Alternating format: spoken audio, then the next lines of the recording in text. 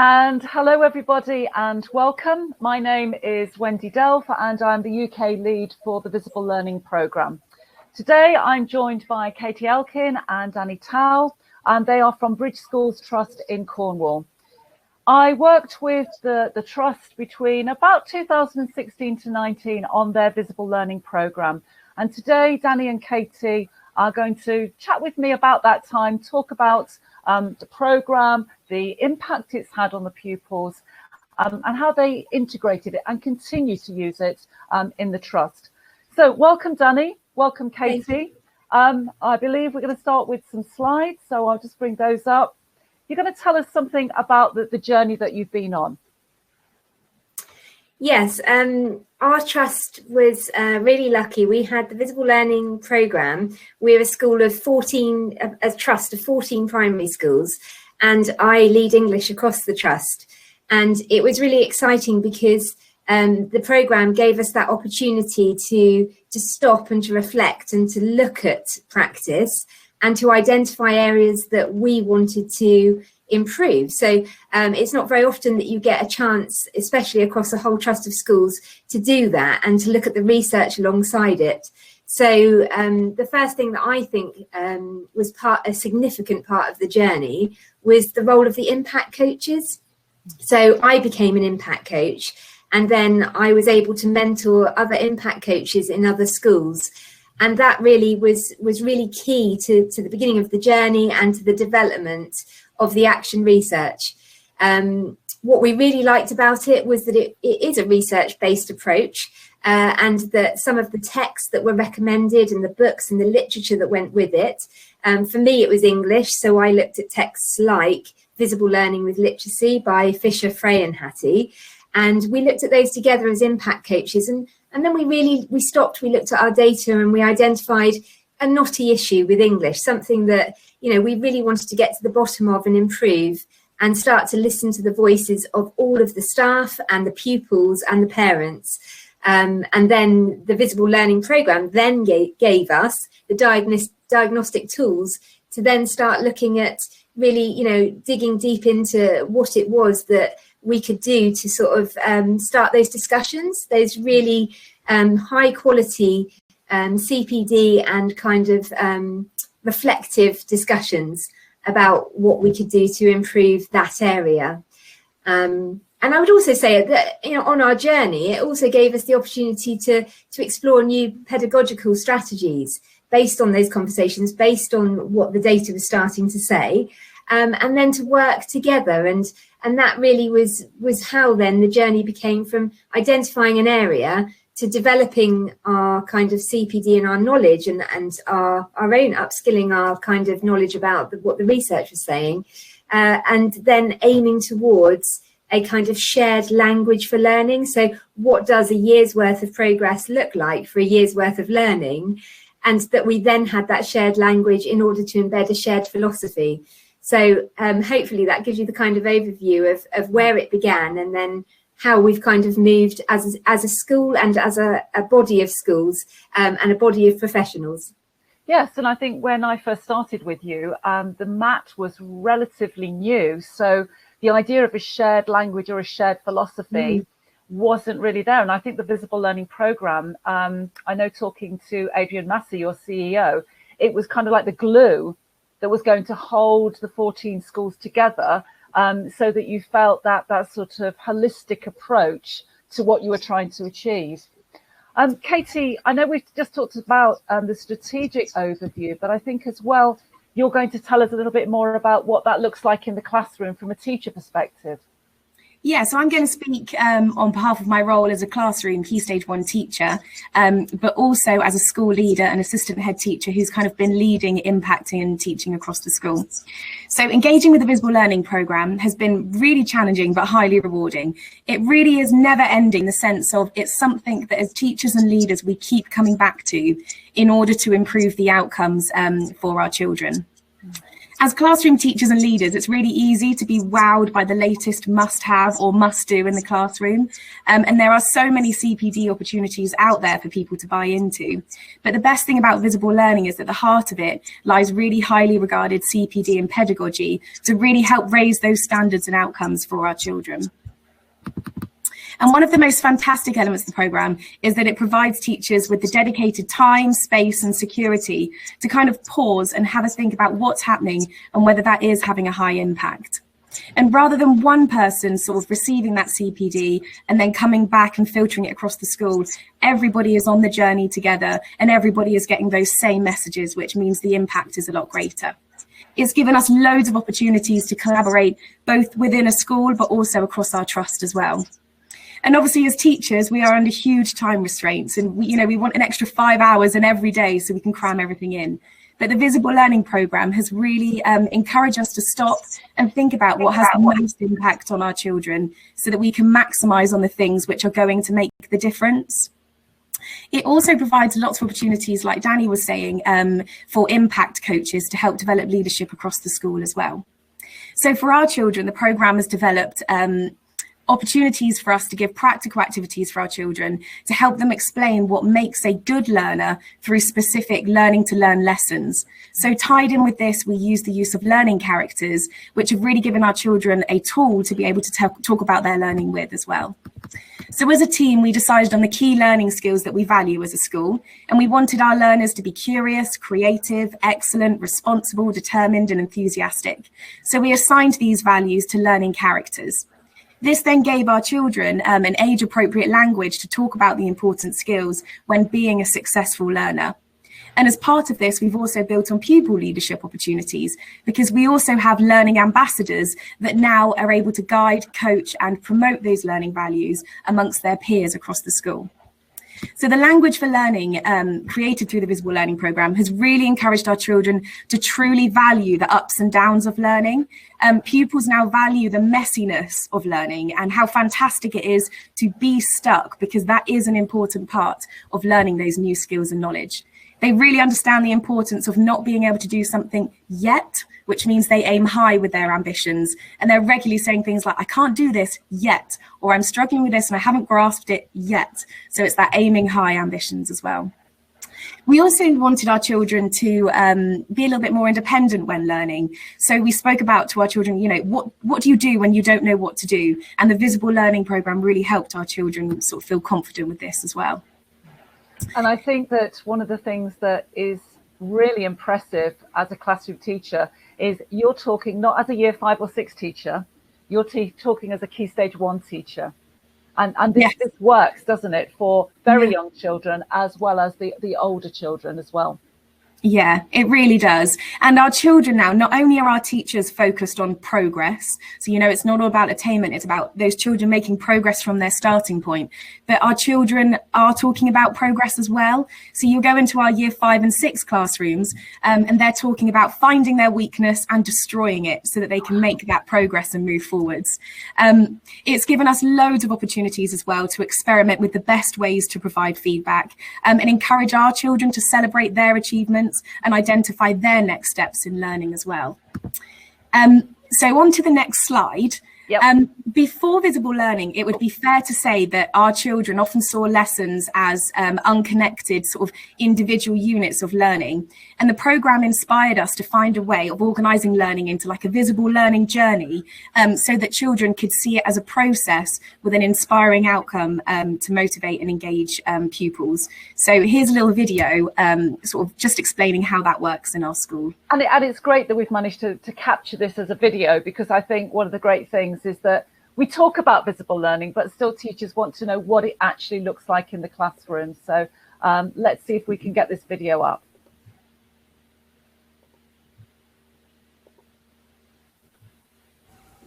Inspired by the Visible Learning Programme, we use visual learning journeys across the curriculum. Here are some examples of how learning journeys are displayed for maths, English, and the wider curriculum.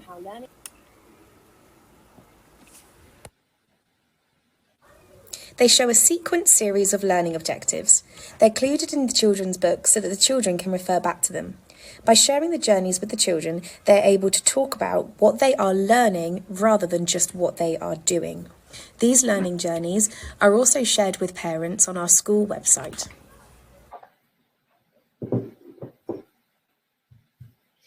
The learning journeys always end in a purposeful and engaging outcome. These outcomes can have a range of audiences, such as children in the school, parents, or even the wider community. This is very much a forwards-thinking, backwards-planning approach, in the sense of teachers start by thinking where they would like their children to end up by the end of a unit through the use of a waggle. They then backwards plan in order to plan in the skills and knowledge that they're going to need to teach the children in order for the children to be successful at the end.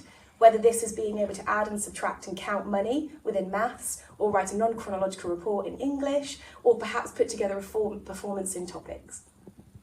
As a recently qualified teacher, this forwards thinking, backwards planning approach encourages me to think about what success will look like at the end of a topic, and therefore plan and sequence skills and knowledge the children will need in order to be successful. Our learning journey is scattered with high quality examples to celebrate children's learning. The journey is completely flexible and celebrates the need to identify misconceptions and to give children the opportunity to say when they are not yet ready to move on. For example, we use the use of a diversion here in our learning journey when we noticed that the children were only really using and to extend their sentences. So as a class, we reflected on the fact that we could push ourselves that little bit further and start using conjunctions such as because and so. So this is our learning journey. Our current question is sun, sand and sea, is this the life for me? The questions form the children's learning journey. They regularly visit this wall, have a look at the questions, see where we are and where we're heading next. The children are incredibly motivated by our end goal, our end outcome, which in this case is a beach trip and fundraising for the RNLI. As you can see, our learning journeys are very much a working wall rather than a beautiful presentation of children's learning. They really do show the children's current thinking at that time. This is our learning journey. We look into each lesson. We talk about everything that we've learned in our next steps. I like my learning to be on the wall for everybody to see. We move the show along the journey. At the end of the journey, we celebrate our learning. We're going to raise money for the RNLIs.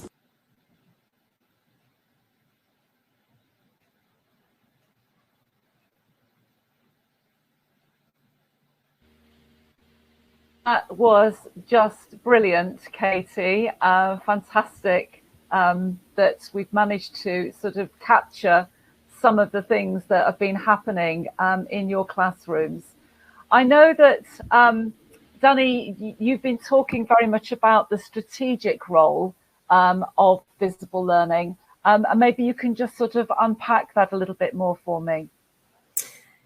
Yes, I mean, obviously those were some lovely examples of kind of that whole school collective teacher efficacy, which we've seen in schools like that school you've just seen, but also as a trust and as a body of staff with head teachers and with teaching assistants and with everybody involved who works with our children. It really has developed that shared language of learning and the shared language of professional development, that we see this very much as an ongoing journey. So the Visible Learning Programme is not finished. It will never be finished because we're constantly stopping and evaluating and reflecting. And so it's changed the way that actually we work. It's changed the way we work individually as classroom practitioners, but also it's changed the way that we work as teams. So as senior leader teams as well, who talk about learning in a far more kind of, I would say, research-based way. It's kind of married the research with the practice. And that's why I don't think, the journey will end. We're kind of now embedding it in our policies and in our CPD days. And it's really exciting. It's certainly kind of enabled us to kind of look at as well the accuracy of our assessments. Yeah. Because we're talking about, effect sizes and what things have the maximum amount of outcome for our learners. based on what we're doing. And Hattie never meant the effect sizes to be a tick list that you went through one by one. It was, talk about what is it that you need to improve. So that example I gave about, reading, we realized we didn't have a meta language around reading in the same way that we did around writing. Yeah. And now we do. And now that we do, we're starting to build on that as well with looking at metacognition. So the impact has been, I would say, vast and also ongoing and exciting. And it's raised the expectations about what the students can achieve. The students, therefore, are setting their own targets, and they have raised expectations, as Katie said, about destroying their weaknesses and what they want to achieve and having no ceiling. Like they know that they are on that learning journey, and that we are there to kind of facilitate and help and motivate and use that the language. I cannot emphasize enough, has made such a difference to what you see and hear in classrooms. And we know that because we've had evidence of that from what we've seen, but also we listen to what the students themselves are saying. And they are our valued kind of input in terms of their voice. And it's developed that tremendously. And we've also had really positive feedback from parents and from staff and from governors, and also from leaders outside of our trust. So I think on the next slide in a minute, you'll see that we had some external validation of what the Visible Learning Programme has actually done on the strategic level, where Ofsted, our school inspection teams, recognise that visible learning has improved the quality of teaching and learning, and that's what we're all here for. So they don't often put about something so specific, but they could recognise that it was having such an impact on learning and on data, and on the general sort of, the ethos and culture of our schools. So I think that's really positive. And the effect sizes, as we know, of collective teacher efficacy with Hattie is 1.57. That's huge. But also if you look at the effect size of teacher estimates of achievement, when I said about raising expectation, that is also really high at something like 1.62. So, I think what we're seeing is we're seeing it living, it's a living experience, this visible learning. It wasn't just a package and then it got put on a shelf. Yeah. This is actually living in schools and in practice, and you're hearing it with teachers and you're hearing it with student language. So, I would say those are kind of like really, for me, the main things at a strategic level where I've seen the impact and ongoing. And Katie, from obviously you've been during this process, you've been working as a classroom teacher, but now also working as a leader in the school. What on reflection, how has it changed your practice as a classroom practitioner? But also, how did it support you as you moved into a leadership role? Yeah, well, it was fantastic because I was an impact coach, first of all. So in terms of developing me as a leader, it gave me lots of opportunities to practice, how to have an impact, how to work with people who perhaps aren't always on board the first time round. So it gave me lots of leadership and coaching opportunities, which supported me as I moved into my role as assistant head teacher. And as I said at the beginning, it's not something which one person has received the training on and everyone's listening to that one person. It's such a team effort, as Danny said, and everyone chipping in and having their part. And it is very much something that is ongoing. We're always coming back to it. And, it's not a tick box approach. It's about it being a part of our ethos and culture and policies within our school. And just like you were mentioning, messy learning for pupils, this is actually quite messy learning for adults, isn't it? I mean, some of those training days were challenging. They were challenging to deliver, and they were challenging to listen to. It's not a walk in the park. It's actually quite a difficult concept to actually manage the ethos and the shared language that you want in your schools as well. Absolutely, especially to ensure that you've got that consistency as you travel up through the school, and the things like the learning characters, whilst they might look a little bit different in Key Stage 1 than Key Stage 2, it's the values that are the same, and changing and embedding those values, like you said, it's not a tick box, it's not done in one CPD session, it's something that you're regularly coming back to. I'm just going to go back to a previous slide about impact, because I know that Danny, you mentioned as a trust lead for literacy, you were looking at reading data. So maybe you can just sort of explore this slide with us. I think this is where the real benefit of having those diagnostic tools and the training came in, because if you're going to understand what a year's worth of progress actually looks like in reading, you've got to have the right tools to use, and you've got to know your starting point and your end point. And this is the kind of benefit of your teachers being trained in the knowledge of and use of effect sizes. So obviously we know that 0.4 would be a year's worth, and everything else after that would be additional and a bonus. And so what this demonstrates is that when the action research happened, the methods that were tried in terms of raising expectations, in terms of making the learning more visible, the meta language, so all of those things, when the focus is put upon them and you have teachers and teaching assistants who are all upskilled and speaking the same language, meant that the students had the language in order to help them develop their targets. And because of all of that, the effect size over a year in terms of those reading strategies, you can see here, was calculated at 0.68, which is really, really good. So obviously, then you have kind of a model to go on and to work with and to look at what aspects of that have contributed to that effect size. So that was really exciting. So it gives you so much more in terms of a reflection on what you do in the classroom and what students are actually learning, than just doing a pre-test and a post-test. It's not that. It's everything that happens every minute throughout every day when those children are in school. And thank you. And I know, again, you've mentioned previously today, looking at the research and looking at what is out there to support you. And I know that you've all been involved in looking at Doug Fisher, Nancy Frey and John Hattie's work, Visible Learning and Literacy, and spent a lot of time looking at that. It wasn't just a glib couple of hours one afternoon. It was actually over a period of time that you engaged in that. So perhaps both of you can just tell me a little bit about how that supported your practice.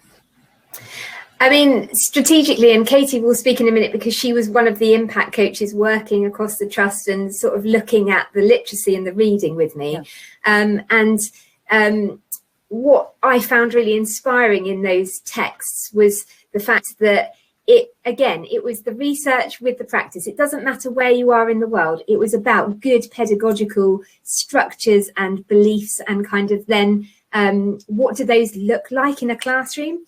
And very often, because we don't get time to think about that, it made us stop and think about what are we doing and why, and what does that feel like for the learner, and asking them, well, what did that feel like in terms of, your reading progress and your reading skills? And because we hadn't had that meta language, as you can see here on this slide, it's very much about moving from the mechanics of reading to actually then the unconstrained skills, which, as we said, there is, as they say here, there's no end point, and then us explaining to those learners, well, actually, even as adults, we continue to do this. We continue to stop and reflect. We're building our vocabulary, we're building our comprehension and our knowledge of the world. And isn't that exciting? So for the learner as well, they then saw that it's a continuous journey. And so by talking with the impact coaches and having those conversations, we were able to go back and then feed back again to us. And that's the whole point of action research, is that it is this kind of continuous cycle with reflection. And it really has made a huge difference. And therefore, we can now start to build on the effects, looking at the effect sizes of metacognition, from turning our passive readers into active readers, active readers who are using that shared language. So for me, I'm still thinking this is a very exciting point, because I expect that effect size to go up that we saw. And I can't wait to see, what happens over the next couple of years with using that research and looking at the Fisher, Frey and Hattie kind of guidance in terms of what we can do next. So, brilliant. Thank you. And Katie, from both a classroom perspective and an impact coach perspective, how has it impacted on your practice? Well, we found through the research and through the theory that our children were very, very confident and competent about talking about the mechanics of the reading. So they were very skilled at talking about digraphs and split digraphs and how to decode when you're reading, but they didn't really have any language that linked to the comprehension. So the research was able to support us to give the children that language to talk about the comprehension skills as well.